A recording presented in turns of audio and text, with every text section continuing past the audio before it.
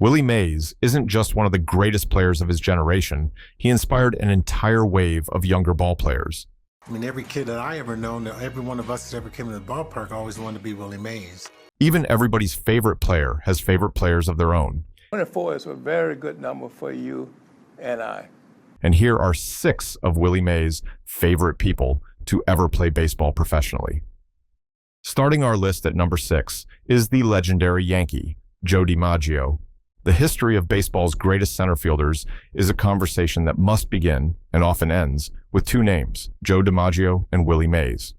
But long before Mays became the say-hey kid, a legend in his own right, he was just a young man from Alabama with his eyes fixed on the effortless grace of the Yankee Clipper.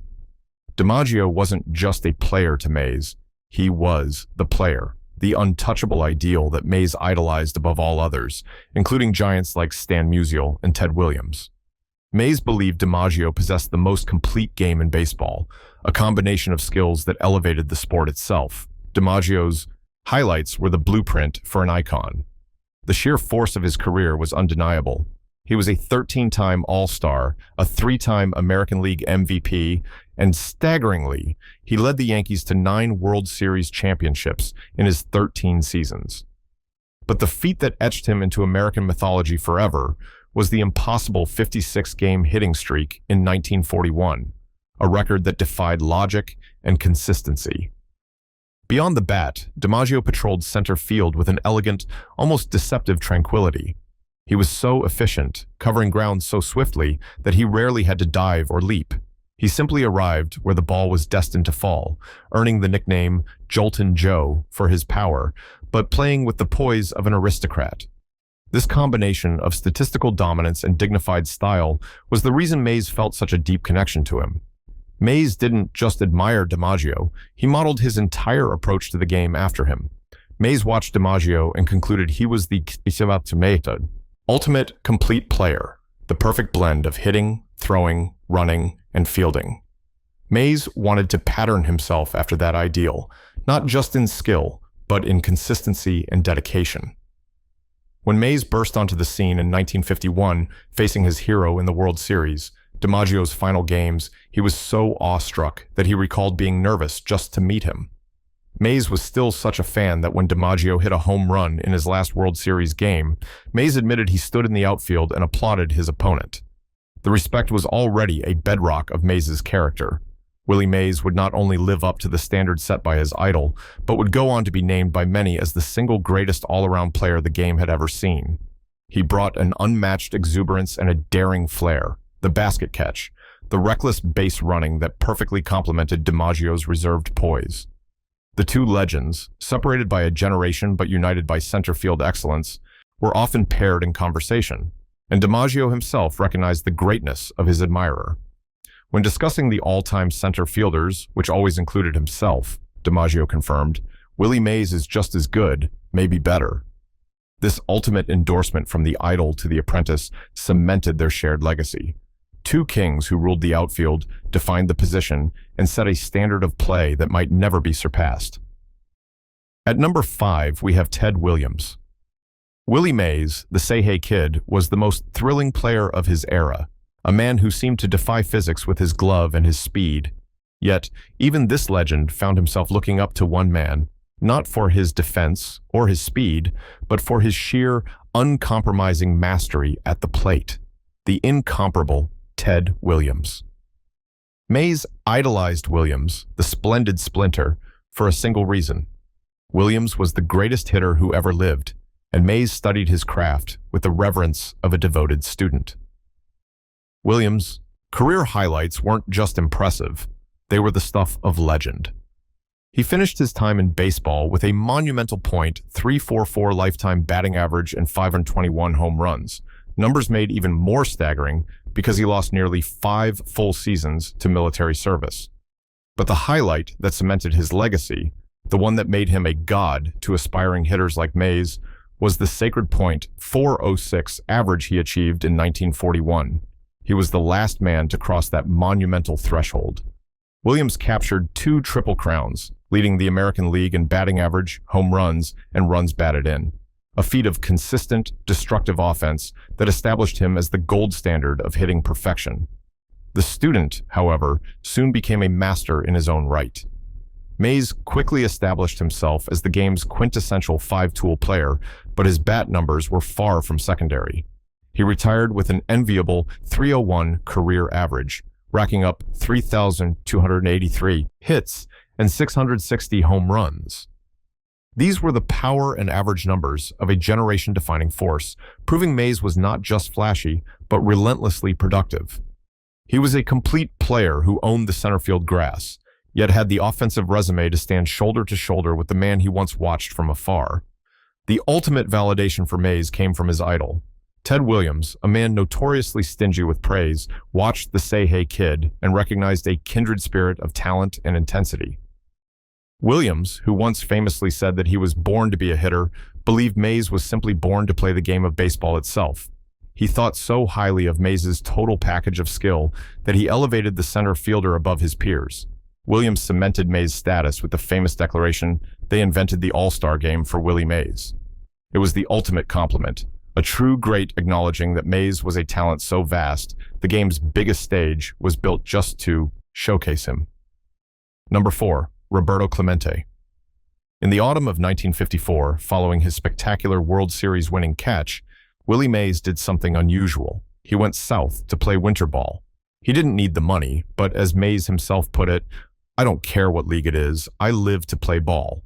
The destination was San Juan, Puerto Rico, and the team was the Santurce Cangrejeros, or Crabbers. The move was facilitated by the team's owner, Pedrin Zorrilla, who had deep ties to the Giants organization and hired Mays' own third base coach, Herman Franks, to manage the club. Mays arrived in the Caribbean ready to play, but he was about to meet a 19-year-old local kid who would immediately capture his attention. That kid was Roberto Clemente. While Mays was the superstar import, Clemente was the homegrown talent, a wiry, electric outfielder signed by the Brooklyn Dodgers who had just completed a minor league season. The moment Mays watched Clemente move, the lightning speed, the effortless defense, he recognized something truly rare, the kind of raw, explosive ability that only a handful of players in history possess. Clemente was not yet the polished superstar of the Pirates, but the sheer velocity of his arm and his passion for the game were unmistakable. For one unforgettable winter, center fielder Willie Mays and right fielder Roberto Clemente patrolled the outfield together. The Crabbers lineup was stacked, earning them the nickname the Panic Squad because of the fear they instilled in their opponents. Manager Herman Franks, watching the two young men unleash their full potential, knew exactly what he had. He once recalled that when he brought the team to the Caribbean Series, he told people, "The only reason I brought this team there was for them to see Willie Mays and Roberto Clemente." The 1954-55 season was a statistical masterpiece. Mays dominated, leading the league with a staggering .395 batting average in his abbreviated schedule. Clemente was right behind him, hitting .344 and leading the league in both hits and runs scored. Their combined presence elevated the entire squad, which went 47-25 and marched straight to the Puerto Rican League title. The final triumph came in the Caribbean Series, where the Panic Squad cemented their legacy. It was here that Mays and Clemente connected with legendary chemistry, famously combining for back-to-back home runs in an 11-inning victory over Magallans. The team, stacked with talent that also included future MLB shortstop Don Zimmer, was arguably the greatest Winter League team ever assembled. Zimmer, who was named Series MVP, recalled the team's overpowering talent by saying, "We had a team that I thought could beat 2 to 3 of the lesser teams in the National League." The short season forged an enduring respect. Clemente later credited Mays and Franks with helping him polish his game, stating, "Willie, May, and Herm Frank helped me. May show me how to field and throw." While Mays' admiration for Clemente grew across 2 decades of fierce rivalry in the National League, the foundation was laid in that magical winter, proving that greatness recognizes greatness, even when it's still finding its way. At number 3 is someone who shared more than just a first name, Willie McCovey. The year was 1959, and a seismic shift hit the San Francisco Giants roster.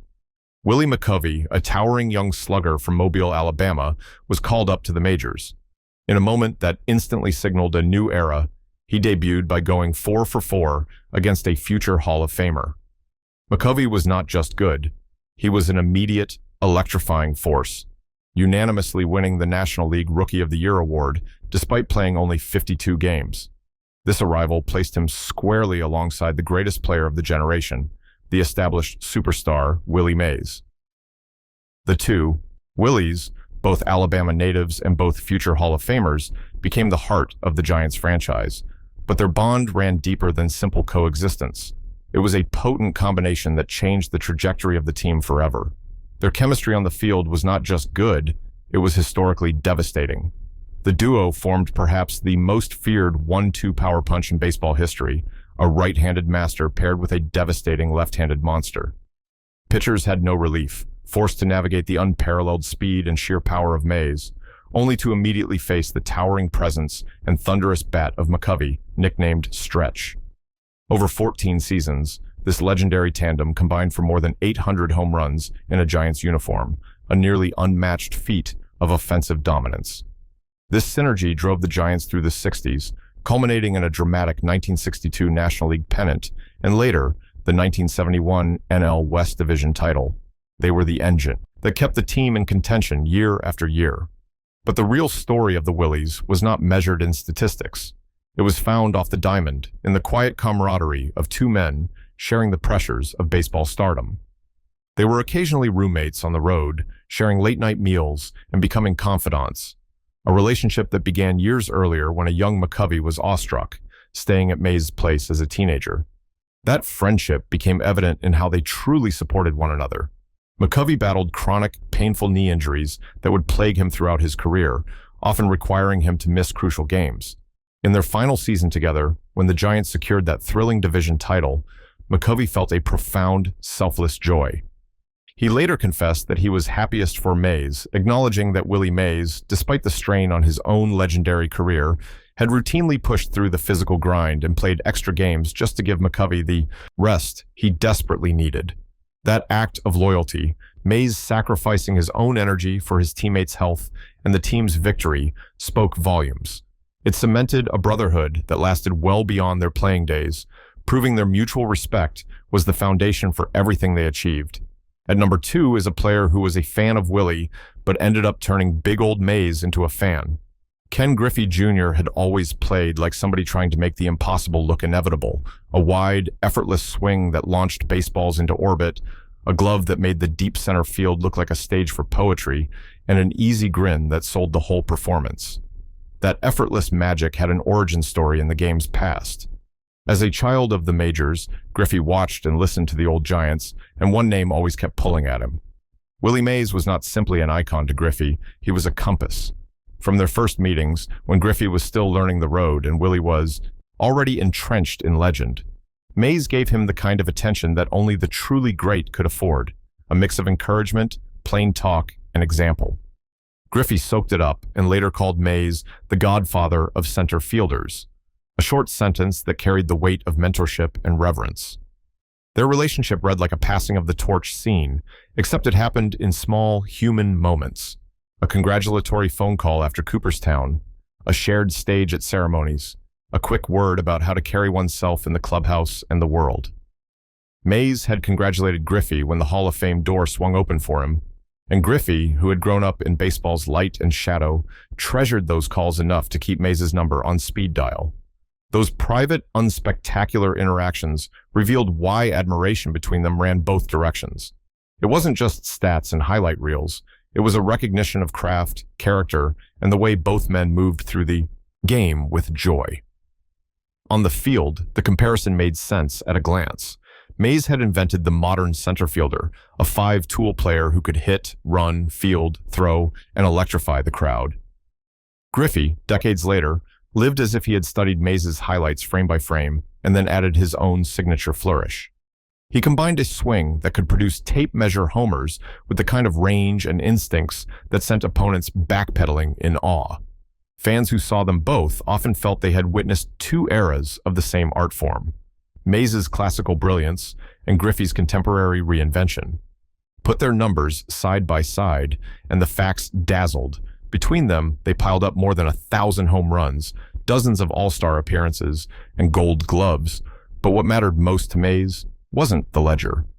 It was the way Griffey honored the joy of play the same way Mays had, smiling through triumph and setback alike. There were moments that made that affection public and near mythic. At Griffey's Mariners retirement ceremony and on other marquee nights, Mays appeared in tributes and congratulatory messages, and the camera caught Griffey dialing the man who'd shaped him, a little ritual that said more than any stat line. The scene felt like the sport itself acknowledging a lineage. The say-hey kid had given his blessing to a new kid who would, in turn, carry the position into another generation. For viewers and young players, that was the real story. A living link between baseball's greatest plays and the next wave of stars who tried to make the same things look easy. Beyond mechanics and accolades, the why was simple and human. Willie Mays loved baseball the way a poet loves language, for its rhythms, its surprises, its small acts of courage. He recognized in Griffey the same impulses, a refusal to hide joy, a habit of letting excellence arrive wrapped in good humor, a defensive flair that treated every catch like a performance. That recognition turned into friendship. Griffey wasn't just imitating a hero, he was carrying forward a way of playing that Mays had made possible. And because Mays had once been the boy who had to fight for chances and dignity, he saw in Griffey not only talent, but the same quiet goodness that had always made him root for the next generation. At number, we have Mays' favorite player and godson, Barry Bonds. The history of baseball's greatest players often tells the tale of legendary competitors who never shared the same diamond. Willie Mays, the say-hey kid, was one of the few who had a front-row seat to the entire career of a player many consider his heir, Barry Bonds, not as a teammate but as a family member. Their relationship began decades before Bonds ever set a record. Mays was the lifelong friend and teammate of Bobby Bonds, Barry's father, making Willie the boy's godfather and a second patriarch within the Giants family. Mays watched Barry grow up from a quiet kid in the clubhouse, always expecting the young man to achieve greatness, a greatness he witnessed and appreciated from afar, long after his own playing days ended. That deep personal investment came to a head in 2018 at Oracle Park. The occasion was the retirement of Bonds' number 25, a ceremony dedicated to celebrating his unparalleled achievements, but the official itinerary did not include a speech from Mays. Yet, when Mays, then 87 years old, decided he had something to say, no program could stop him. He took the microphone and insisted on speaking, his voice carrying an unexpected urgency. It was a grandfatherly command that bypassed the entire hierarchy of baseball. He didn't waste time on platitudes. Mays, the man who defined five-tool baseball, delivered a direct, passionate plea to the Hall of Fame voters watching across the country. He called Bonds the face of the Giants franchise for 15 seasons, cementing his status as an indispensable part of their history. The message was clear. Bonds' on-field legacy, the 7 MVP awards and 762 home runs, was simply too significant to be ignored. Then came the emotional core of the speech, the moment that defined their lifelong bond. Mays referred to the all-time home run leader with profound tenderness, declaring him simply his little son. But the real intricacy lay in his reasoning. Facing his own mortality, Mays spoke not just for Bonds, but for his family. He urged the voters to give Bonds the Hall of Fame honor now, while he was still alive to witness it. I might not be here forever. I might be gone. I want him to have his kids say, "That's my daddy over there." It was a raw, unscripted appeal that cut through the years of debate and controversy that had shadowed Bonds. Mays acknowledged the difficult history without mentioning it directly, showing his unwavering belief that a godfather's loyalty and an athlete's indisputable genius transcended any off-field scrutiny. It was a request from baseball's greatest living player to honor the game itself by honoring his family. There you have it, 6 of Willie Mays' favorite players. Who do you think has the closest bond to the Hall of Famer? Let us know your thoughts in the comments section, and don't forget to hit the subscribe button and like this video for more content like this.